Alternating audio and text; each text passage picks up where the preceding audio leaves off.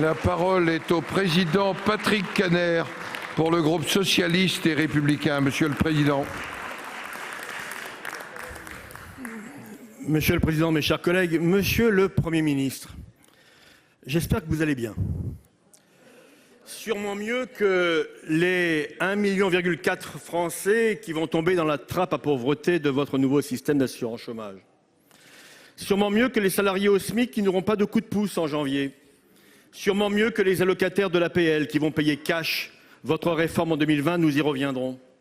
Sûrement mieux que le revenu de nos agriculteurs qui attendent en vain les résultats de la loi Egalim.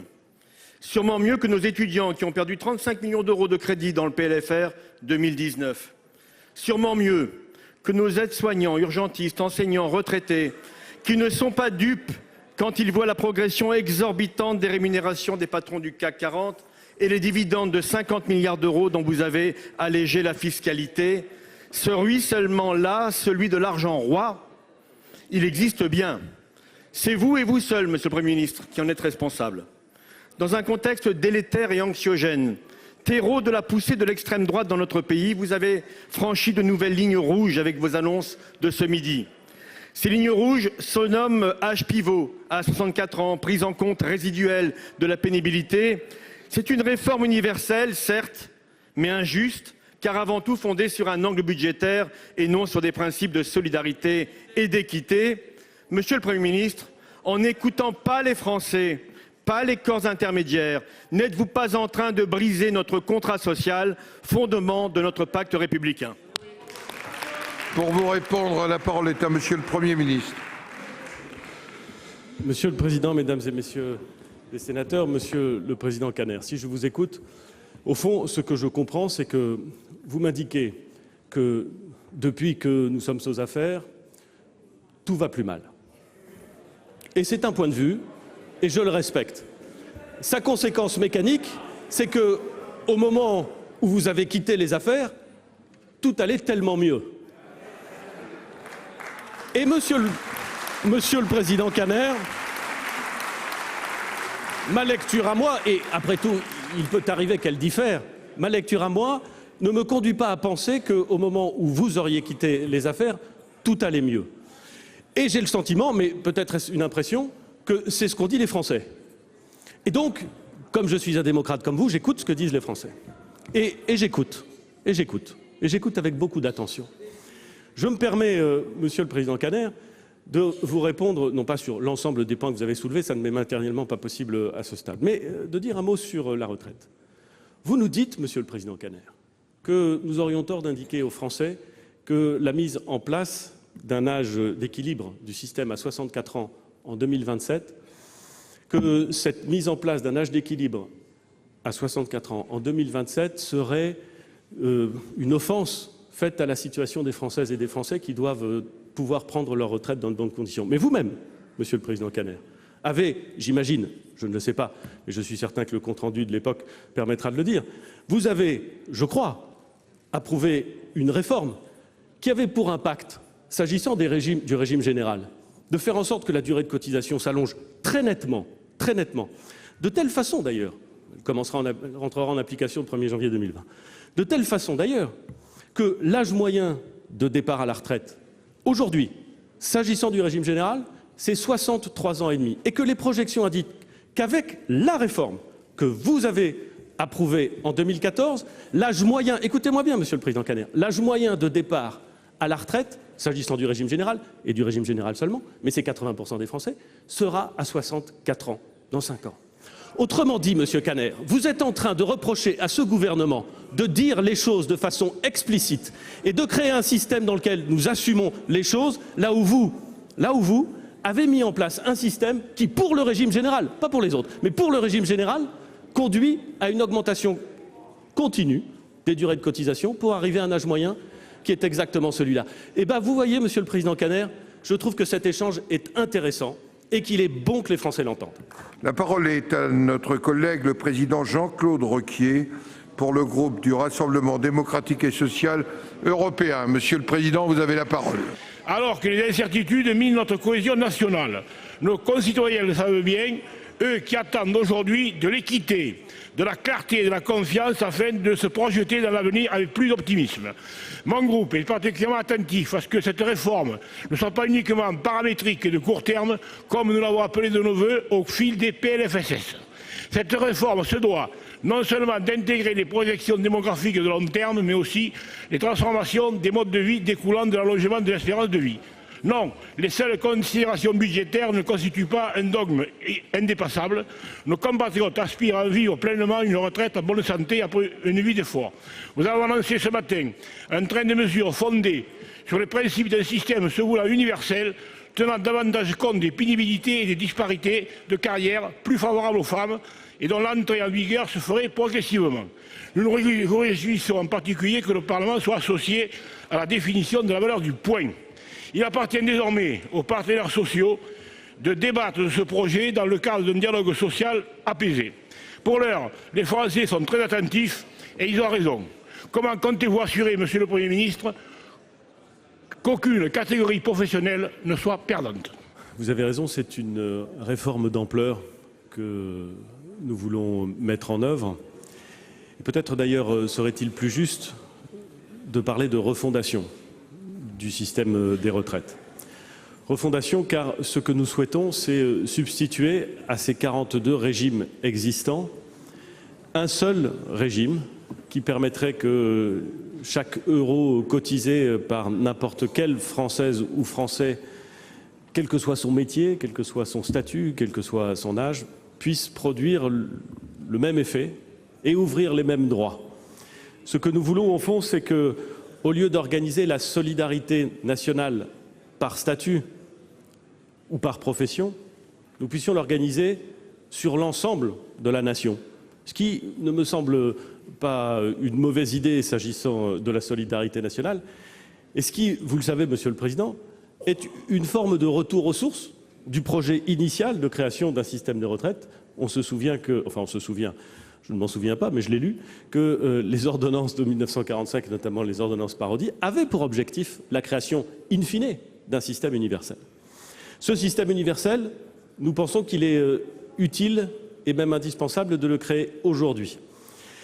Et c'est donc effectivement une refondation d'ensemble que nous proposons. Nous avons indiqué dès le début que notre objectif, ça n'était pas ça et là de faire telle ou telle petite économie, c'était de dire la vérité aux Français, compte tenu des transformations du monde professionnel, compte tenu du caractère haché des carrières professionnelles, compte tenu des changements d'activité professionnelle de nos concitoyens, du nombre de polypensionnés, de la complexité actuelle des systèmes, de la perte de droits que chacun subit lorsqu'il change trop souvent de système de retraite. Il nous apparaissait plus adapté aux temps qui viennent de créer ce système par points, par répartition et véritablement universel. Et nous avons dit très tôt, que la France n'était pas, au fond, soumise à des conditions démographiques radicalement différentes de l'Allemagne, de la Belgique, du Royaume-Uni, bref, de toutes les grandes démocraties occidentales et européennes, lesquelles ont toutes tiré les conséquences des évolutions démographiques en disant que la seule façon de préserver le pouvoir d'achat des pensionnés et le pouvoir d'achat des actifs, c'était progressivement, de travailler tous un peu plus longtemps. Et il faut évidemment le faire de façon la moins brutale possible, le faire en respectant les choix de vie de nos concitoyens, les prévisions, les orientations qu'ils ont pu retenir dans leur vie professionnelle et dans leur vie familiale même, si j'ose dire, mais qu'il fallait le dire clairement. C'est ce que nous avons fait, c'est ce que j'ai fait tout à l'heure au Conseil économique, social et environnemental, en présentant un projet de réforme qui, j'en ai bien conscience, est complexe et que je ne peux pas en 2 minutes vous présenter ici. J'ai déjà dépassé largement et le président Larcher nous invite à respecter le temps, il a bien raison. Mais qui sera débattu. C'est cher, Monsieur le Premier ministre. Je me dépêche. Vous avez de la TVA un peu là. Je ne propose pas d'augmenter.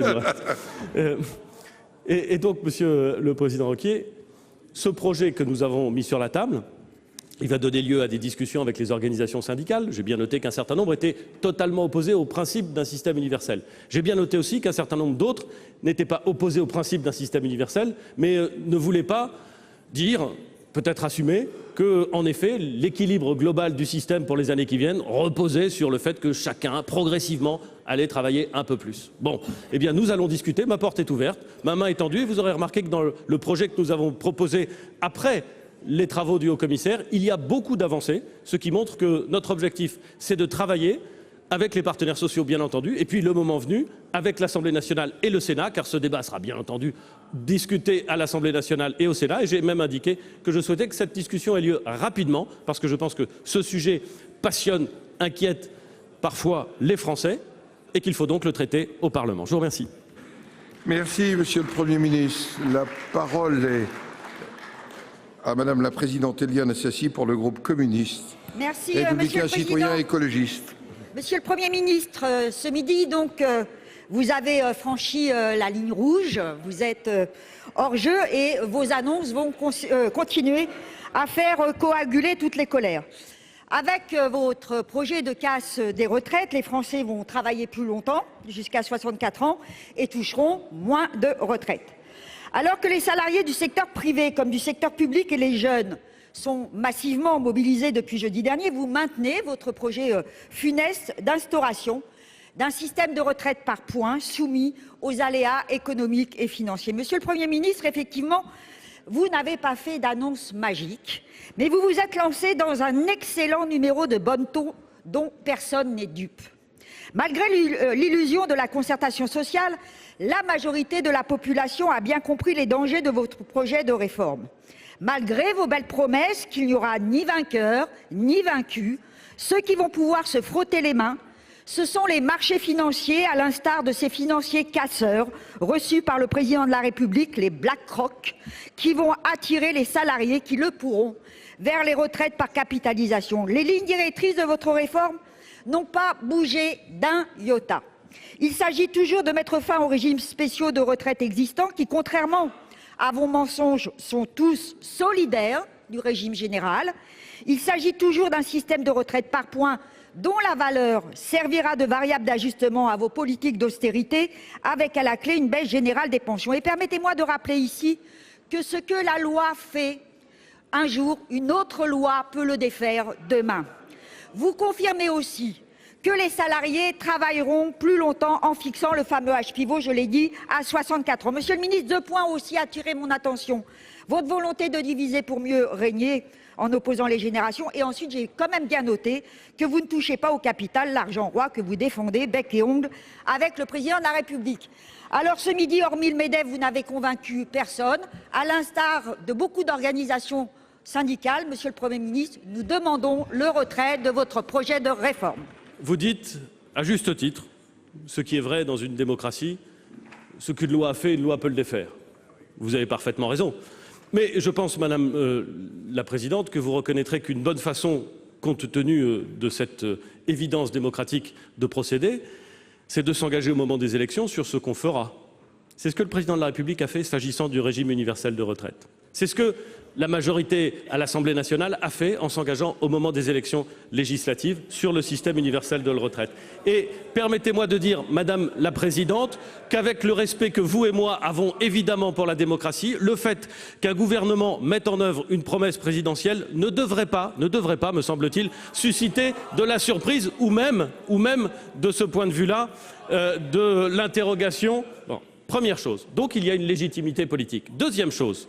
On peut sans doute ne pas être d'accord sur les mesures, mais il y a une chose qui me paraît évidente, c'est qu'aucune loi faite ou défaite ne changera, d'une certaine façon, la réalité de nos systèmes de retraite. Et la réalité de nos systèmes de retraite, Madame la sénatrice, est la suivante.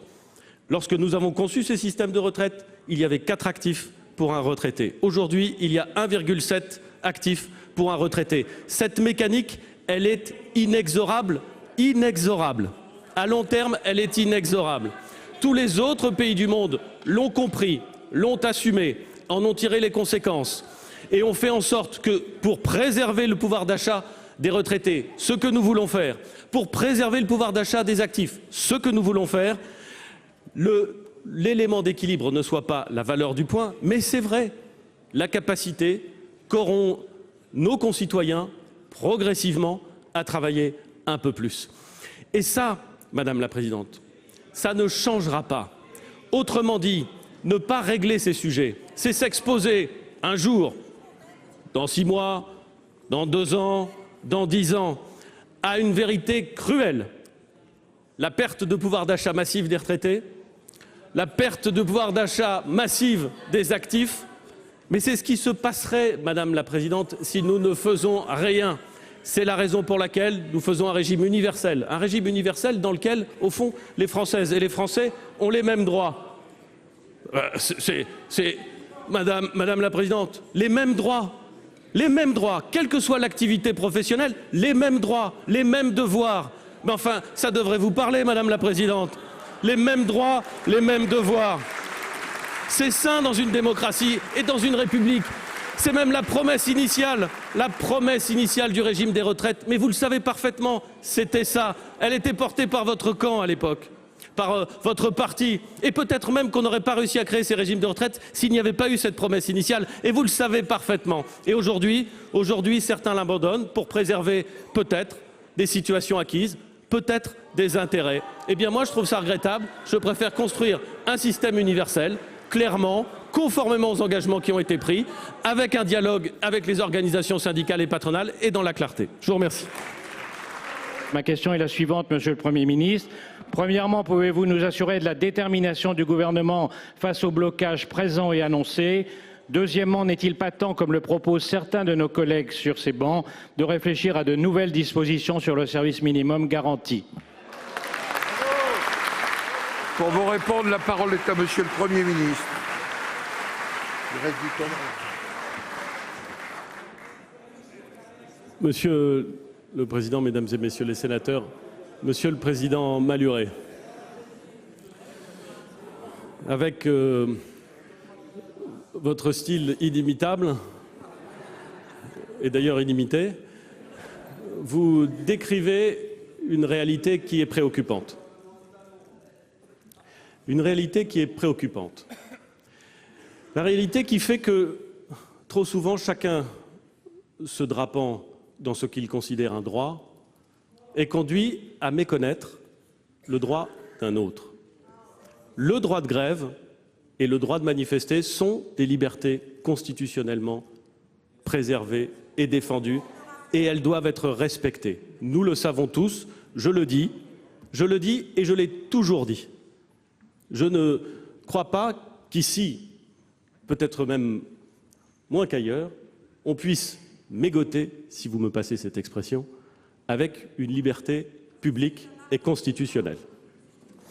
Mais aussi bien que le droit de grève et le droit de manifester, les principes de continuité des services publics, de liberté d'aller et venir, de liberté d'expression, de liberté de travailler, et donc de ne pas faire grève, sont des principes qui ont la même valeur.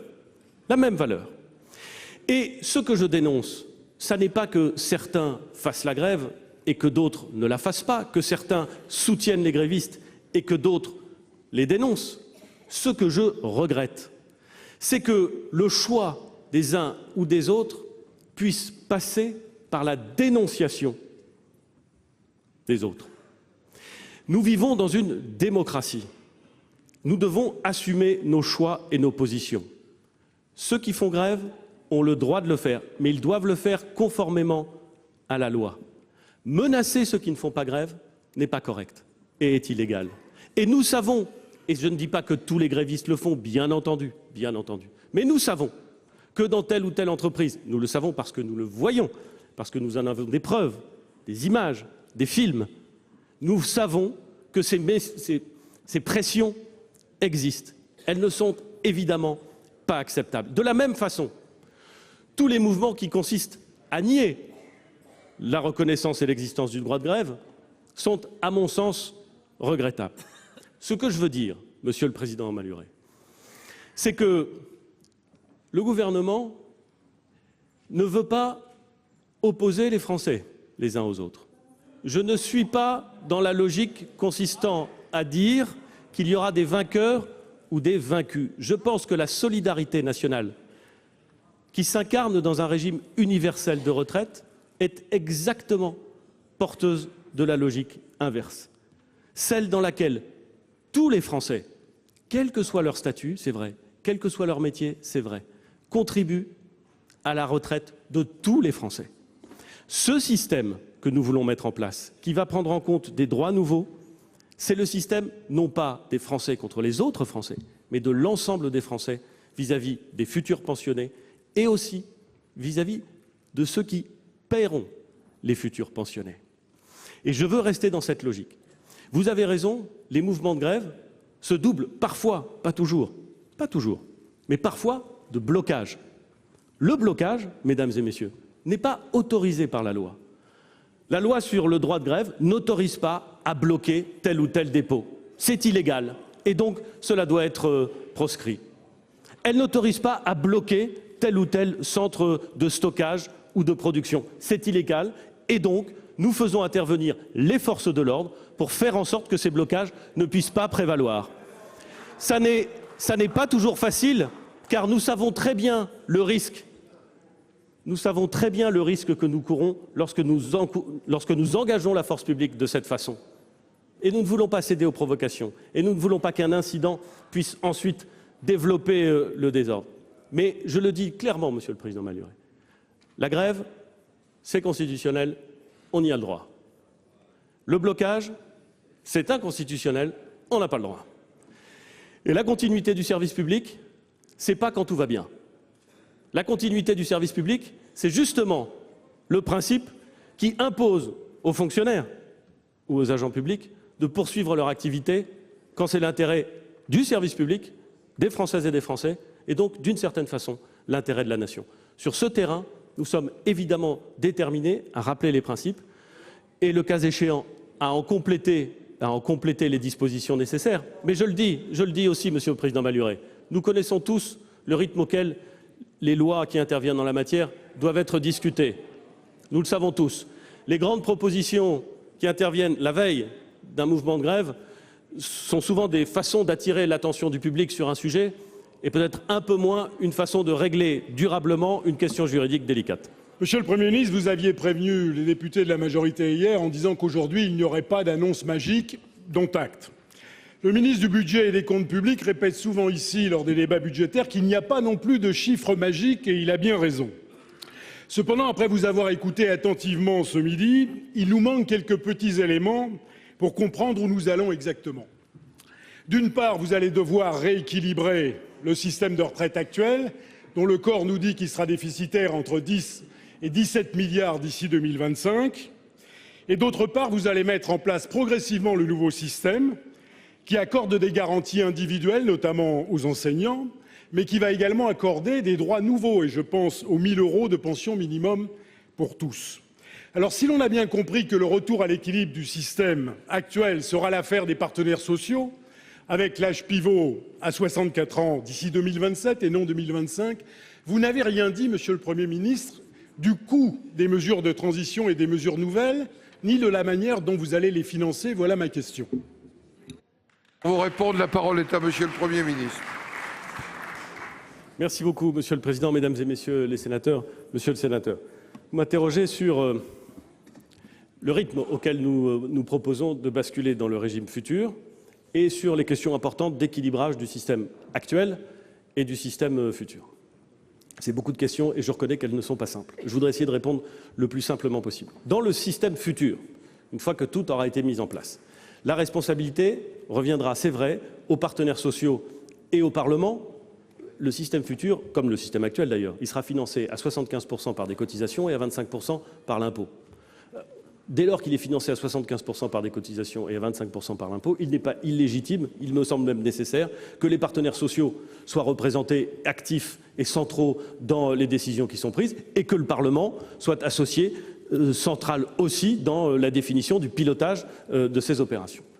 Il reviendra à la gouvernance future de fixer des règles d'équilibre par période de 5 ans, car comme le haut-commissaire l'a indiqué, il nous semble que assurer la modification des éléments par période de 5 ans, c'est ne pas placer le système dans un décalage ou dans un déséquilibre trop durable. Et ça ne fait pas peser la nécessité de l'adaptation sur une seule année. Il y a des pays dans lesquels la nécessité de l'équilibre se fait année par année. Je pense notamment à la Suède, où il y a aussi un régime de capitalisation à côté du régime de répartition. Et quand il y a un retournement du cycle économique ou une crise financière, l'ajustement il doit se faire sur une année. Et ça a conduit la Suède, en 2008 ou 2009, à faire baisser le niveau de ses pensions. Nous ne voulons pas cela. Et donc, nous voulons un équilibrage sur 5 ans pour faire en sorte que les changements de cycle économique puissent être absorbés et lissés. Ça reviendra à la gouvernance future. Au fond, on pourra jouer sur des paramètres qui sont, en vérité, les mêmes qu'aujourd'hui. La durée du travail, le taux de cotisation, le niveau des pensions. Mais nous aurons indiqué, c'est la règle d'or, que le point ne baissera pas, qu'il devra évoluer dans le futur à la même vitesse que l'évolution des salaires, ce qui est une grande garantie, vous le savez parfaitement, pour les retraités de demain. Voilà, ça, c'est le système futur. Le déséquilibre actuel, nous le constatons. Il est lié au système tel qu'il fonctionne depuis longtemps.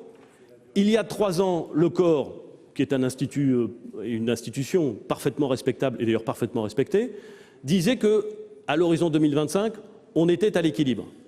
Les hypothèses ont changé. Je ne me prononce pas sur la façon dont le travail est fait. Je sais qu'il est bien fait. Néanmoins, ce que nous constatons, c'est que quelques mois après l'élection présidentielle, le corps a dit finalement l'équilibre ne sera pas préservé, et que lorsque j'ai interrogé le corps pour justement mettre tout sur la table, pour dire la vérité, pour ne pas spéculer, mais au contraire montrer les projections les plus récentes, le corps nous a dit qu'il y avait, en fonction des hypothèses, un déséquilibre de l'ordre de 7 à 17 milliards qui était attendu. Eh bien, nous devons le régler, pas en une fois, pas en une seule mesure, mais nous devons dire aux Français comment, progressivement, nous allons régler cette question d'un déséquilibre qui est de l'ordre de 7 à 17 milliards par an. 7 à 17 milliards par an en 2025, mais qui s'accroîtrait ensuite. Bon, nous avons dit, j'ai dit ce matin, que pour permettre la mise en place du système futur, nous proposions que la trajectoire d'équilibre soit commencée au 1er janvier 2022 et qu'elle permette d'arriver à l'équilibre du système ancien en 2027. Voilà, c'est la proposition que j'ai faite. En écoutant ceux qui disaient, vous ne pouvez pas faire commencer des mesures d'équilibre au moment où nous discutons du système universel, ce que je peux parfaitement entendre et ce qui est probablement la meilleure position à adopter. Il reviendra, je l'ai dit ce matin, à la nouvelle gouvernance de définir cette trajectoire et de définir les mécanismes qui permettent de la garantir. Mais parce que je ne renoncerai jamais à mes responsabilités, jamais, j'ai dit que si cette trajectoire n'était pas définie par un accord entre les partenaires sociaux, alors le gouvernement assumerait ses responsabilités et aura placé dans la loi cadre, qui sera examinée par le Parlement au premier semestre de l'année 2020, à l'Assemblée nationale, je l'espère, dans le premier trimestre, au Sénat, dans le second trimestre, que la loi prévoirait des mesures qui, à défaut, s'appliqueraient si la nouvelle gouvernance n'arrivait pas à définir les conditions du retour à l'équilibre. C'est ça que j'ai dit ce matin. Et ça se passera par une augmentation, par une incitation, pas par une obligation, par une incitation à travailler progressivement, c'est vrai, un peu plus longtemps. Autrement dit, monsieur le sénateur, les choses sont claires, elles sont dites, nous ne nous payons pas de mots et nous assumons nos responsabilités. C'est à ce prix que nous pourrons construire un système universel, équitable et responsable. J'ai bien compris qu'effectivement les partenaires sociaux devraient trouver le chemin.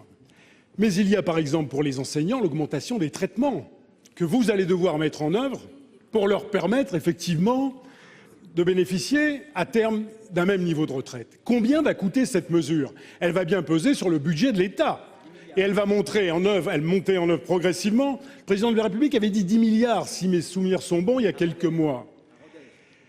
Les 1 000 € minimum pour tous, combien ça va coûter? Qui va l'assumer? Le système ancien ou pas? Voilà les questions que je vous posais. Alors, le gouvernement a déjà abandonné l'objectif du retour à l'équilibre des comptes publics en 2022. La question, c'est où allons-nous dans les 5 ans qui suivent? Voilà la question qui est posée et j'espère que d'ici le débat, ici, au mois de février, le Parlement sera parfaitement éclairé parce que voter une loi cadre, c'est bien, mais sans en comprendre les conséquences, ça ne nous paraît pas acceptable. Merci.